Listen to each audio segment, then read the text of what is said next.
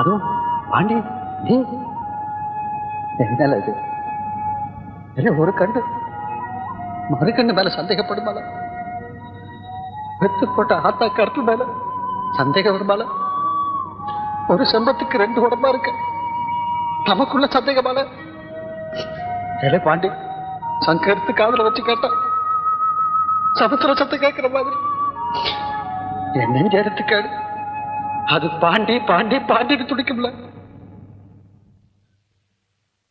துடிக்கும். ஆமா பாண்டி.